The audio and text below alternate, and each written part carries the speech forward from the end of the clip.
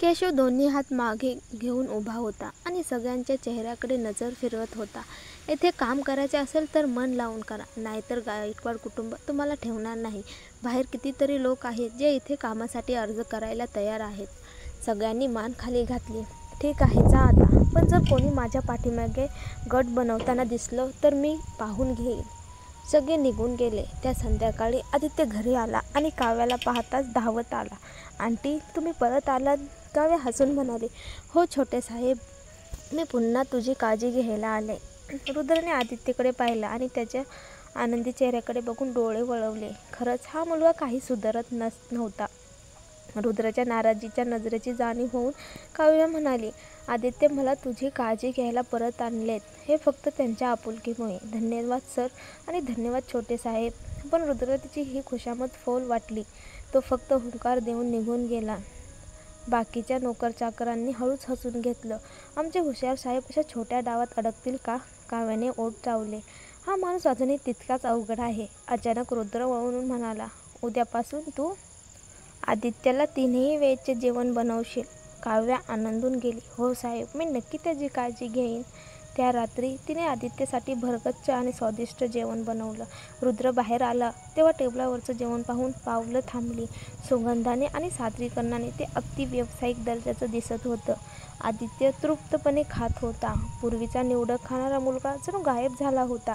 काव्याने रुद्रकडे पाहत विचारलं, "साहेब, मी तुमच्यासाठी बनवलं आहे, घ्याल का?" तो काही क्षण शांत राहिला आणि मग म्हणाला, "ठीक आहे." काव्याने पटकन त्याच्यासाठी ताट आणलं आणि त्याला खाताना पाहून दिलासा मिळाला. "या माणसाची काळजी घेणं म्हणजे खरी कसरत आहे," ती मनात म्हणाली. त्या रात्री आदित्यने विचारलं, "मला चित्र काढायला शिकवाल का?" काव्या हसून मान डोलावली. दोघं बराच वेळ चित्र काढत होते. मुलांचा अभ्यासाचा उत्साह पाहून ती खुश झाली. उशीर झाल्याचं पाहून तिने त्याला झोपवून दिलं. बाहेर आली तेव्हा 11 वाजले होते. ती क्षणभर थांबली आणि हळूच रुद्रच्या खोलीकडे गेली. तिला माहिती होतं की तो कधीच दार लॉक करत नाही. आत शिरून तिने पाहिलं. खोलीत कुठेही रक्ताचा माग नव्हता. बाथरूमही स्वच्छ होतं. बिछाण्याजवळ गेल्यावर तिने पाहिलं की तो गाढ झोपला होता. काहीतरी वेगळं वाटत होतं.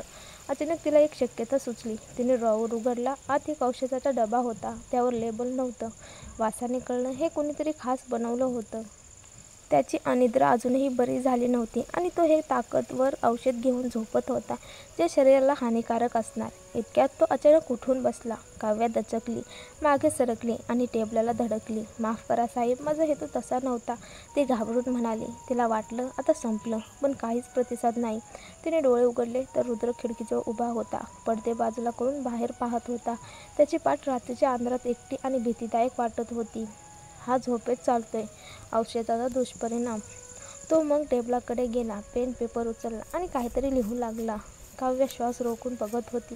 अचानक तो तिच्याकडे वळला आणि तिचा गळा पकडला. रुद्र, ती तडफडली, पण त्याची पकड लोखंडासारखी होती. शेवटी तिने त्याच्या पायावर लाथ मारली. तो वेदनेने जागा झाला. तिच्याकडे गोंधळून पाहत विचारलं, "तू इथे कशी आलीस?" त्याची नजर संशयाने भरली होती. काव्या खाकरली आणि पटकन म्हणाली, "साहेब, छोट्या साहेबांना झोपून मी बाहेर आले आणि आवाज आला म्हणून पाहायला आले आणि तुम्ही अचानक माझा गळा पकडलात." तो शांतपणे ऐकत होता. डोळ्यात गडद छटा. "म्हणजे तू सहजासहजी माझ्या खोलीत आलीस आणि मी सहजासहजी तुझा गळा पकडलो?" "हो साहेब, माझ्या गळ्यावर तुमच्या हाताचे खून आहेत." तिने मानेकडे इशारा केला.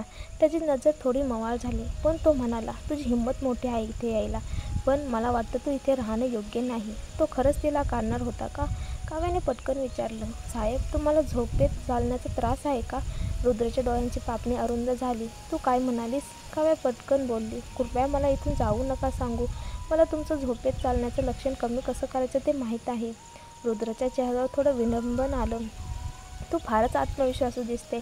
माझ्या आजाराला तू कोण? तुला जे माहीत असू नये ते माहीत आहे आणि तुला खात्रीही नाही की तू तुझं प्राण वाचवशील. समजलं का?" तो हळूहळू पुढे झुकला. त्याच्या चेहऱ्यावरची धमकी धोकादायक भासत होती. काव्या न घाबरता म्हणाली, "मी काही उघड करणार नाही आणि माझ्याकडे तसं काही नाहीही. पण तुमच्याकडे ताकद आहे. जर मी काही बोलले तर तुम्ही मला कधीही संपवू शकता. मग मला प्रयत्न करू द्यायचा का नाही?" रुद्र हलकासा हसला. "जणू काही मजेदार गोष्ट ऐकली." "असं का? पण मी इतका सामर्थ्यशाली आहे की अनेक डॉक्टर माझा आजार बरा करू शकले नाहीत. मग मी एका नोकरावर का विश्वास ठेवावा?"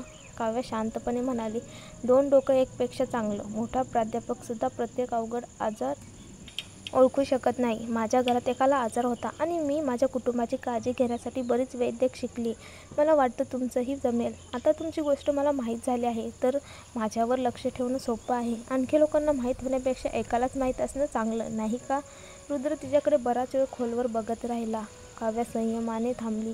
शेवटी तो बोलला, मग हे कमी कसं करणार? दाखव परिणाम.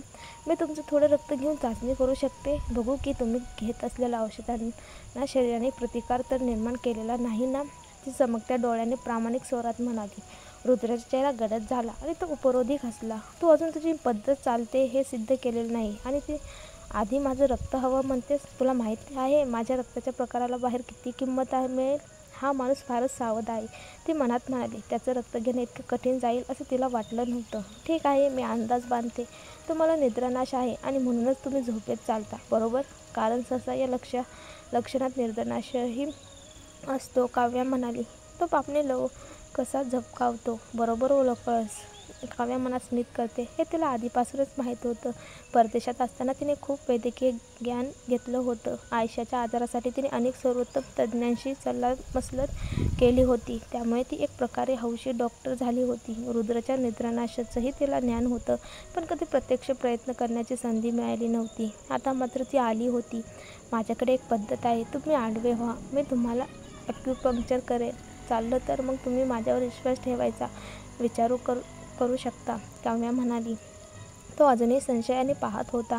तुला ॲक्युपंक्चरही येतं? हो, काही वेळा पाश्चिमात्य औषधांनी सगळं बरं होत नाही, म्हणून मी ॲक्युपंक्चर शिकले, ती म्हणाली. तो आश्चर्यचकित झाला, पण मान्य केलं. ठीक आहे, प्रयत्न करून बघ. काव्या पटकन आपली साधनं आणून त्याच्यासमोर पसरवते. तो तिच्या साधनाकडे संशयाने पाहतो. काव्या हलकं हसत म्हणाली, फक्त पोटावर झोपा, अर्धा तास लागेल. तो आडवा झाला आणि तिने त्यांचा हात धरून बिंदू शोधून सुई टोचायला सुरुवात केली. काही सुईनंतरच त्याला अंग हलकं झाल्यासारखं वाटलं. खरंच ॲक्युपंक्चर इतकं प्रभावी असतं? तो विचारात पडला. तिचा गंभीर चेहरा त्याला कुठेतरी पाहिल्यासारखा वाटला. तो डोळे निमुळते करत म्हणाला, तुला इतकं येतं तर नोकरी मिळणं कठीण नसावं, बरोबर? काव्या थोडी दचकल्यागत झाली. काय सांगू, अनेक जण फक्त दिसण्यानुसार न्याय करतात. त्यांना मी कुरूप वाटले म्हणून पहिल्याच फेरीत बाहेर काढलं, असं का?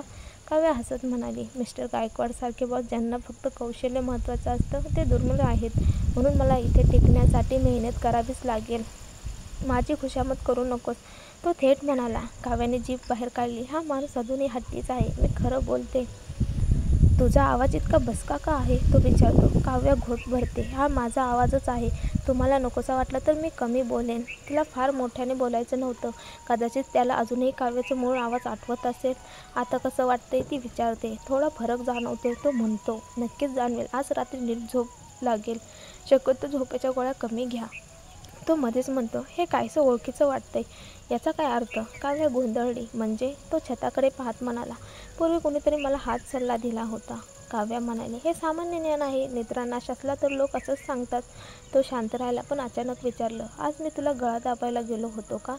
काव्याने मानेला हात लावला. हो, तुम्ही फार ताकदवान आहात. मी तुला सांगतो, असा धोका पुन्हा होऊ शकतो. काव्याचा चेहरा बदलला. त्याने थंड हसत पुढे सांगितलं, आणि पुढच्या वेळी कदाचित वाईटच होईल. मी झोपेत तुला मारूनही टाकू शकतो. घाबरलीस तर गायकवाड कुटुंब सोडून जाऊ शकतेस. काव्या पटकन म्हणाली, नाही, मी नाही जाणार. मी तुम्हाला बरा करू शकते. मला भीती नाही. रुद्र मात्र वेगळाच विचार करत होता. तो शांतपणे म्हणाला, तुला माहिती नाही, आजारी माणूस हळूहळू लोकांचा संयम संपवतो. कितीही प्रेम असलं तरी ते वेळेनुसार तिरस्कारात बदलतं आणि शेवटी लोक सोडून जातात. काव्याच्या मनात प्रश्न आला, कोणीतरी तुम्हाला सोडलंय का? तिला स्वतःला यात मोजायचं नव्हतं.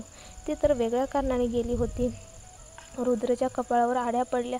त्याने थंड भावाने रागीट स्वरात म्हटलं, झालं का तुझं? झाले असेल तर बाहेर जा.